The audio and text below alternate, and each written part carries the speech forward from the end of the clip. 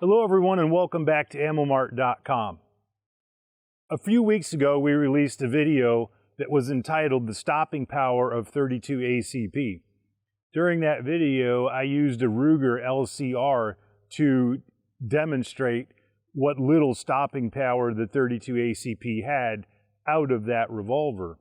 Throughout that video, regardless of the ammunition that we used, we experienced a reduced velocity, and into the gel block we got a very reduced penetration distance.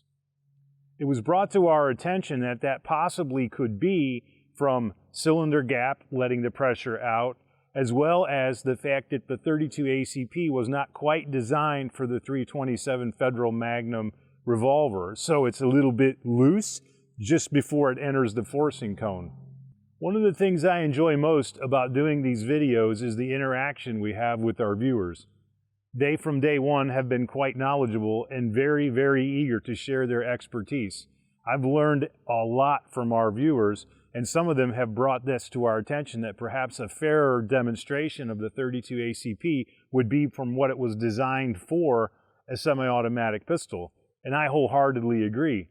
At that time, when I was shooting the video, the revolver is what I had at my disposal, but I fixed that by borrowing a Beretta Tomcat, a Beretta 30-32, from my friend Steve White, who's a good friend of the channel. For those of you that aren't familiar, it's been around since about 1996, and it's got some peculiar features we'll go over while we're shooting the video. One of them is a tipped barrel. The barrel tips up so you don't have to actually rack the slide to completely load the gun. If you guys aren't familiar with that, I'll show you in a little bit. It's kind of an interesting feature some people are not fans of, but it was designed for folks with perhaps some strength and dexterity issues in their hands, and they wouldn't need to rack the slide all the way to have a totally loaded gun. Since that time in 1996, Beretta has upgunned the Tomcat with something now called the 30X, which is kind of what they call a bug out or get home gun. It has a threaded barrel, of course, then elevated sights to see over the can, and people are actually putting dots on them. So it's kind of an interesting video. I'll supply a link for you. You can watch a guy work one on a different channel. But anyway, our demonstration today will be, as we always do, FBI standards, 10 feet, dressed ballistic gel. And I did not melt down the previous gel block, so we can sort of do a side-by-side comparison of how much more penetration we get if we do in fact get more speed. The new gel block I have to actually shoot the new rounds into is brand new, and hopefully you'll be able to see on camera the result from revolver compared to semi-automatic pistol. The Tomcat has a 2.4-inch barrel. One of the other popular semi-automatic pistols on the market, besides the Walther PP we discussed earlier, is the Kel-Tec P32, which has a 2.6-inch barrel. So despite the fact that the Tomcat seems a bit small, it's really only about a 1/4-inch barrel length short of one of the more popular ones. You wouldn't expect to see a dramatic drop-off in performance. But let's load up the Beretta and see how things go. In the previous video, we began with Speer Gold Dot jacketed hollow point.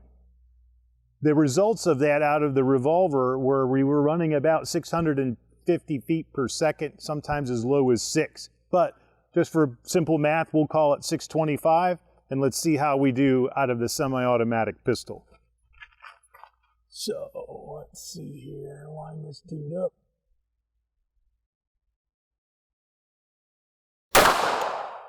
779, dramatic increase, and one more. 815. One of the peculiar features of the Tomcat is the slide does not lock to the rear on an empty magazine. So, going to apply the safety, lay this guy down, go see our result. So, we did in fact achieve much greater penetration than before with the Gold Dot. I'm going to try to line all this up so you can roughly see. You have to bear in mind some of the impacts on the old gel block stopped as early as here. Sure.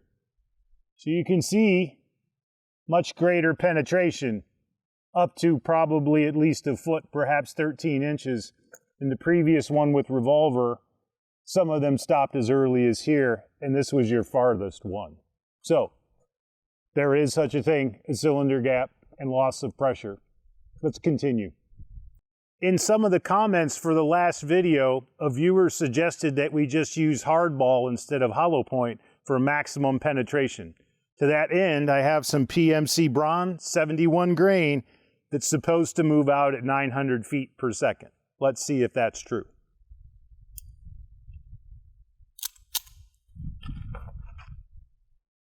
PMC Bronze 773.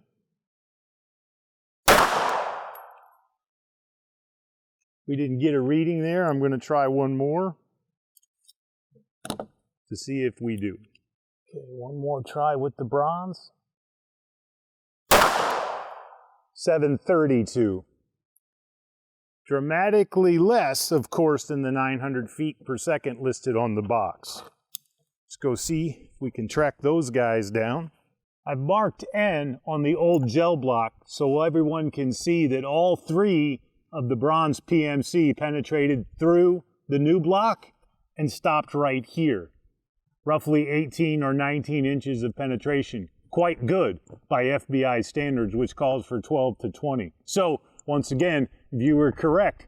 For maximum penetration, so far, hardball works really, really well, even at the reduced speed on the box. For the next portion of the demonstration, we'll be using Hornady XTP, our slowest performer from the previous video at less than 600 feet per second.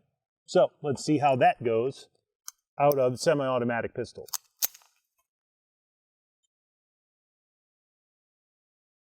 .792,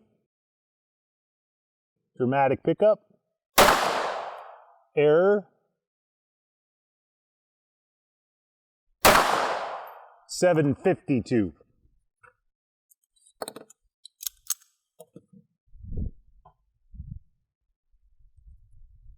You can see, hopefully the camera will catch this, you can see as I separate, you'll see the end of the XTP sticking out of the gel block, and his buddy is just barely inside of the other one.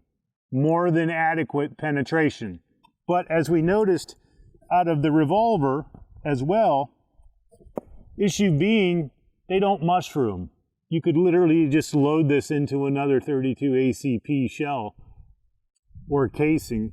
So, not ideal for sure, related to the bullet performance, but based on penetration alone, is more than adequate as far as the FBI is concerned.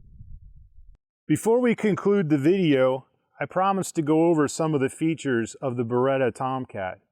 If you're a left-handed or wrong-handed shooter like me, one of the oddities is the magazine release is actually over your grip.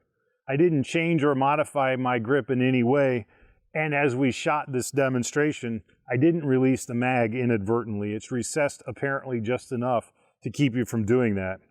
You'll notice as we talked that it does not lock to the rear on an empty magazine.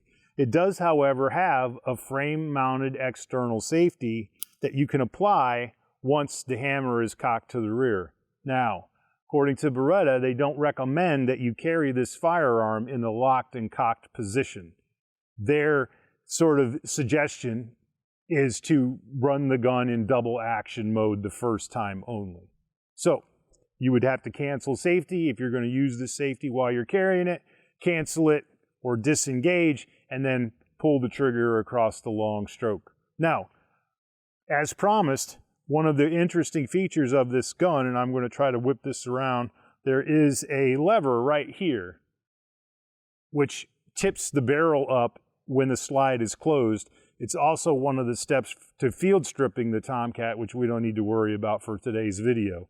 But if you'll notice, by pressing on that, the barrel comes up. This would allow the user to put a 32 ACP shell in the breech and close it. And if you have arthritic hands or strength and dexterity issues, you don't actually have to run the slide to completely load the gun. Some people aren't fans, some people find it a great convenience, but I think it's interesting that even with the Beretta 30X we talked about earlier, it retains this feature, so people apparently must like it.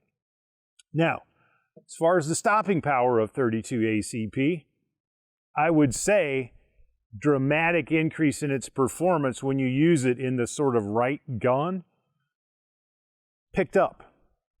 We had more penetration, we had more speed, but none of that translated into a mushrooming hollow point that you get with some larger calibers, 380 and 9mm, that we've seen infinitum on the internet.